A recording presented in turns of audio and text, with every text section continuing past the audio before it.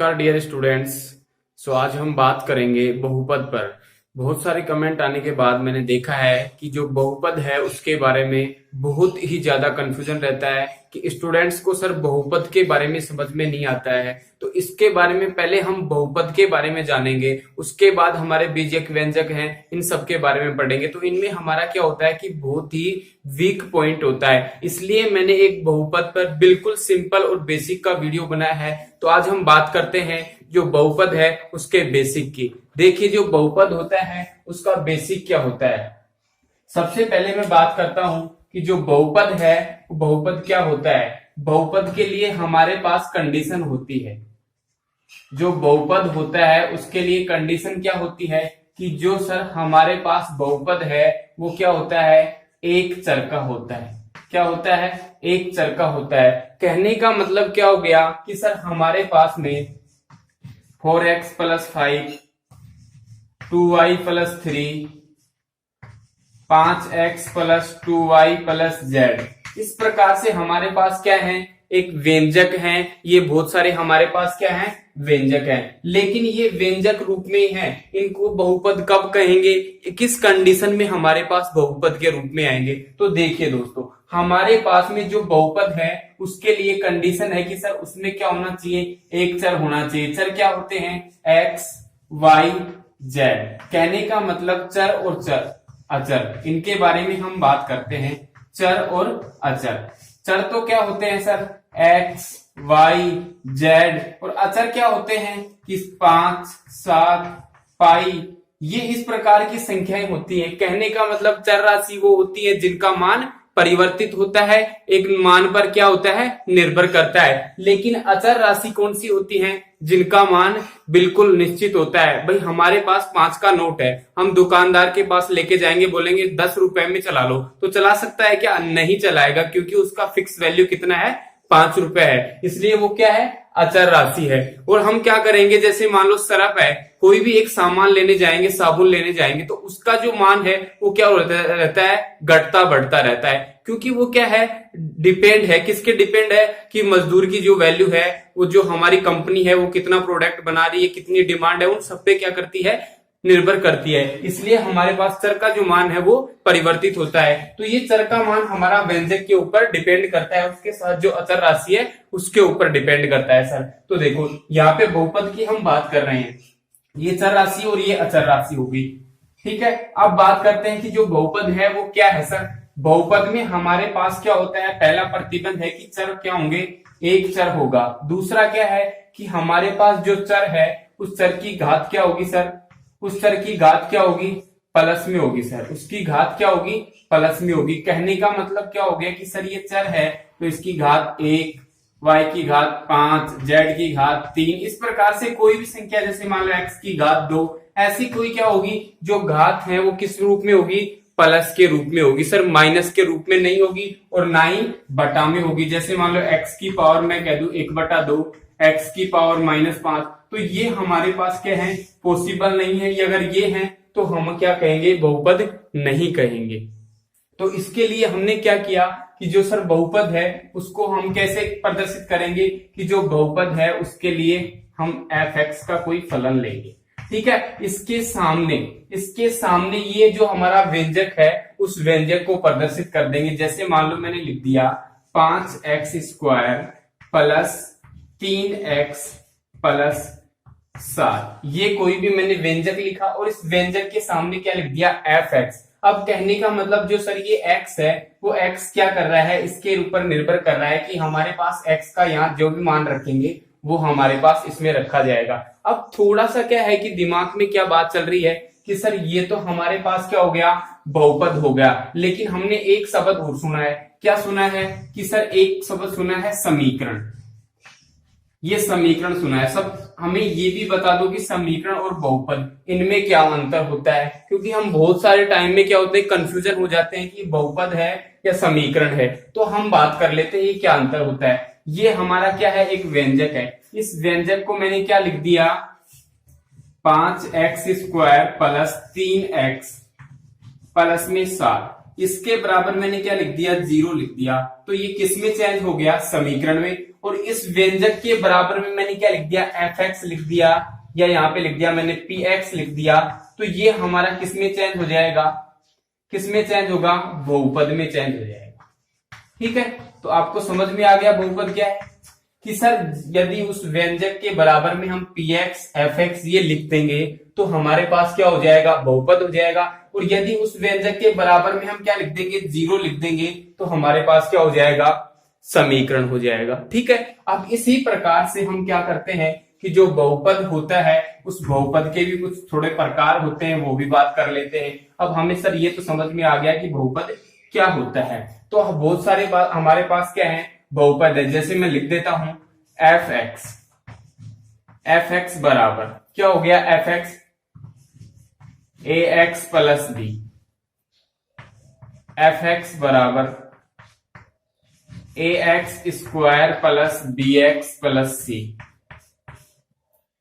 fx बराबर ax cube plus bx square plus c x plus d। ये हमारे पास क्या है सर, ये क्या है सर, ये बहुपद है।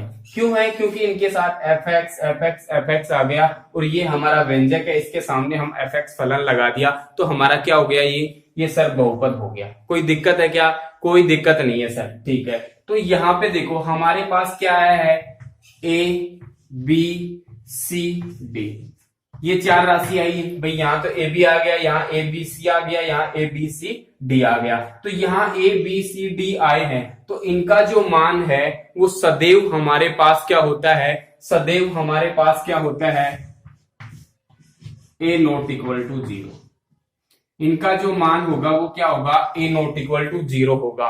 ए बी सी डी है, इनका मान माइनस में हो सकता है, धनात्मक भी हो सकता है, लेकिन कहने का मतलब ऋणात्मक भी हो सकता है और धनात्मक भी, लेकिन 0 के बराबर नहीं होगा। क्यों नहीं होगा, क्योंकि मैं यहाँ पे एक ही जगह 0 रख दूंगा तो ये क्या हो गया, पूरा 0 हो गया। अब 0 हो गया तो पद ही नहीं रहेगा, यहाँ पे पद नहीं होगा तो हम किसकी स्टडी करेंगे, नहीं कर सकते। इसलिए हम a बराबर 0 नहीं लेंगे, क्या लेंगे, वास्तविक संख्या लेंगे। क्या लेंगे, वास्तविक संख्या लेंगे, वास्तविक संख्या लेंगे। ठीक है, ये वास्तविक संख्या सर हमने ले ली ए बी सी डी की वास्तविक संख्या, लेकिन वास्तविक संख्या में 0 नहीं लेंगे, बस इतना सा हम ध्यान रखेंगे। अब बात करता हूं मैं x, ये जो हमारे पास क्या है, चर राशि है। ये तो हमारे पास क्या हो गए, अचर हो गए। क्या हो गए, अचर हो गए। अब मैं बात किसकी करता हूं, चर की बात करता हूं। तो चर हमारे पास क्या है, x है, क्योंकि हमारे पास जो बहुपद होता है, बहुपद की बात करते हैं तो हमारे पास क्या होता है, एक ही चर होता है।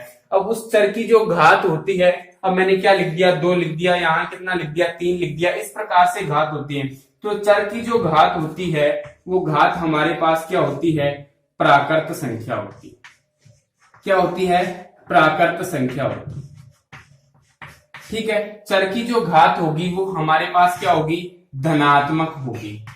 क्या होगी, धनात्मक होगी, कभी भी ऋणात्मक नहीं होगी और बटा में नहीं होगी। ठीक है, अभी मैंने बताया था कि बटा में भी नहीं होगी और ऋणात्मक में भी नहीं होगी। तो जो चर की जो घात है वो 3, 5, 7 इस प्रकार से होगी। आपको ये समझ में आ गया होगा। ठीक है, अब हम बात कर लेते हैं और भी इसमें से कुछ बेसिक निकाल के आते हैं। बेसिक क्या बातें हैं, देखो ये हमारा क्या हो गया, एक घात का बहुपद, ये क्या हो गया, द्विघात का बहुपद, ये हमारा क्या हो गया, त्रिघात बहुपद। भाई इसमें क्या है, 3 घात है। अब देखो यहां घात क्या है, चर की 1 है, यहां घात चर की क्या है, 2 है, यहां घात चर की कितनी है, 3। तो हमारे पास जो क्या है, बहुपद है, उस बहुपद में चर की अधिकतम घात ही क्या कहलाती है, उस पद की घात कहलाती है। क्या कहलाती है, उस पद की घात कहलाती है। अब देखो मैंने क्या लिखा कि px, ठीक है, इसके बराबर मैंने क्या लिख दिया, x plus x square plus 6 ये लिख दिया मैंने। अब यहाँ देखो x की उच्चतम घात कितनी है, 2 है। इसका मतलब जो पद है वो कितनी घात का है, 2 घात का बहुपद है। ठीक है, अब यदि मैं ये कहता कि हमारे पास 3 है तो इसका मतलब 1 भी आ रहा है और 3 भी आ रहा है, लेकिन हमने क्या कहा है कि जब बहुपद में घात जो चर राशि है उसकी उच्चतम घात होगी वो ही हमारे पास क्या होगा, उसी घात का क्या होगा, बहुपद होगा। ठीक है, अब देखो ये हमारे पास क्या हो गया, एक घात द्विघात बहुपद की बात होगी। ठीक है, ये बहुपद की बात होगी। अब हम बात किसकी करते हैं कि हमारे पास में जो रेखिक है द्विघात है वो बात होगी। अब हम बात करते हैं पद की। भाई देखो एक बार मैं और लिख देता हूं, रेखिक बहुपद, रेखिक बहुपद या फिर बोल देते हैं द्विघात बहुपद।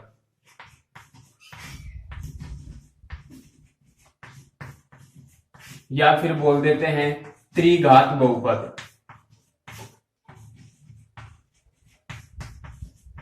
रेखिक बहुपद में जो घात है वो कितनी होगी, चर की घात। चर की घात कितनी होगी, चर की घात होगी 1। इसमें चर की घात कितनी होगी, 2। इसमें चर की घात 2 होगी। इसमें चर की उच्चतम घात कितनी होगी, 3 होगी। ठीक है, ये तो समझ में आ रहा है कि सर रेखिक में तो क्या होगी, घात 1 होगी, द्वि में कितनी होगी, 2, त्रिक में क्या होगा, 3 होगा। अब इसका फॉर एग्जाम्पल मैं लिख देता हूं कि जैसे हमारे पास है f(x) बराबर 3x + 4। ठीक है, दूसरा मैं लिख देता हूं f(x) बराबर 5x² + 7। तीसरा लिख देता हूं मैं यहां 7x + 3। यहां लिख दिया मैंने 5x³ + 2x + 7 ये लिख दिया। तो यहां तो उच्चतम घात कितनी है, 3 है। सर यहाँ पे कितना है, 2 भी है और हमारे पास कितना है, 1 भी है, 2 भी है, 3 भी है। लेकिन हमने क्या कहा है, जिस चर की उच्चतम घात होगी वो पद उसी घात का होगा। तो यहाँ उच्चतम घात क्या है इस व्यंजक में, 3 है, तो इसका मतलब त्रिघात का बहुपद होगा। इस व्यंजक में 1 भी है, 2 भी है, लेकिन उच्चतम कौन सी है, 2 है, तो यहाँ पे क्या हो गया, द्विघात का। x यहाँ पे 1 है तो 1 घात का हो गया। सर कोई दिक्कत नहीं है। अब देखो हम बात करते हैं किसकी, पदों की। कुछ छोटे छोटे शब्द आते हैं जब हम पढ़ते हैं ना, तो कुछ शब्द आते हैं जो हमें क्या करते हैं, वहां पे अटका देते हैं कि आगे हम सरल नहीं कर सकते, ऐसे वर्ड आ जाते हैं। अब बात करता हूं मैं पद की, कि इसमें पद कौन कौन से होते हैं। जैसे मान लो हमने क्या लिया, एक इक्वेशन ले लिया f(x) बराबर ax³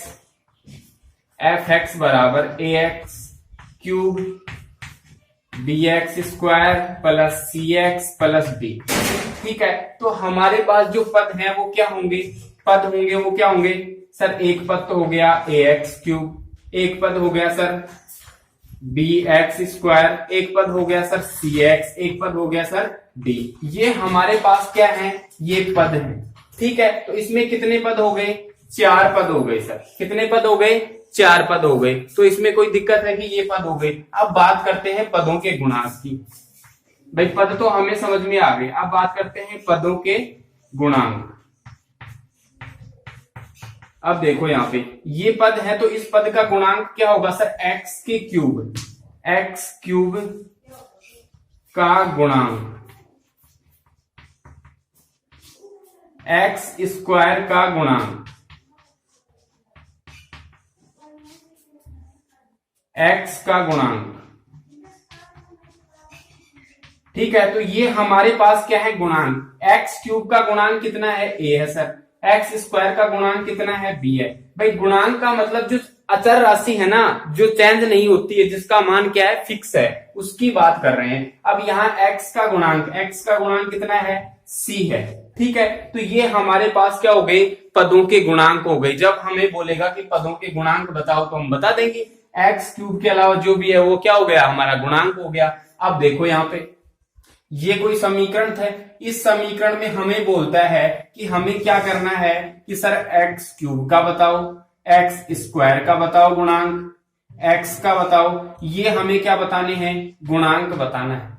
ठीक है, तो x³ का गुणांक हमें पता है कितना है, 5 है। एक्स स्क्वायर का गुणांक कितना है? 2 है। एक्स का गुणांक कितना है? 7 है। और ये 2 क्या है? अचर राशि। इसमें तो चर है नहीं, गुणांक कहां से करेंगे? ये तो अचर राशि है सर। ठीक है, तो इस प्रकार से हम क्या कर सकते हैं? पद भी ज्ञात कर सकते हैं और पदों के गुणांक भी ज्ञात कर सकते हैं। ठीक है, तो ये हमें क्या आ गया? समझ में आ गया। अब जैसे मैं कोई संख्या लिख देता हूं,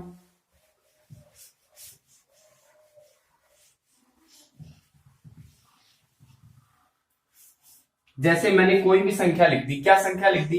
कि जैसे एक बहुपद लिख दिया एफ एक्स बराबर 5x square minus 7x plus 5। अब वो कहेगा, हमें क्या कहेगा कि एक्स स्क्वायर और x का गुणांक बताओ। तो इनके गुणांक बताने हैं। एक्स स्क्वायर का गुणांक कितना है? 5 है। x का गुणांक, अब देखो x का गुणांक कैसे ज्ञात करेंगे भाई? x का गुणांक कैसे ज्ञात करेंगे? कि यहां माइनस चिन्ह है। क्या है माइनस चिन्ह? देखो 5x स्क्वायर। ठीक है, ये माइनस चिन्ह है, मैं इसको अंदर ले लेता हूं तो बाहर क्या आ जाएगा? प्लस। अंदर क्या हो गया? माइनस 7x हो गया। ठीक है, प्लस 5 आ गया। कोई दिक्कत है क्या इसमें? कोई दिक्कत नहीं है सर। 5x स्क्वायर, ये तो x स्क्वायर हो गया, प्लस ये कितना है? माइनस का 7 है, गुणा ये कितना है? x। ये कितना है? x है। तो ये हमारे पास क्या हो गया? x के साथ में कितना गुणा में है? गुणांक मतलब गुणा में है। गुणांक कितना है? माइनस का 7 है। इसलिए हम यहाँ पे क्या लिखेंगे? x का गुणांक माइनस का 7। ये आपको समझ में आ गया? ठीक है, तो ये हमारे पास क्या हो गई? बहुपद की बात हो गई। बहुपद का जो बेसिक है उसकी हमने क्या कर ली? बात।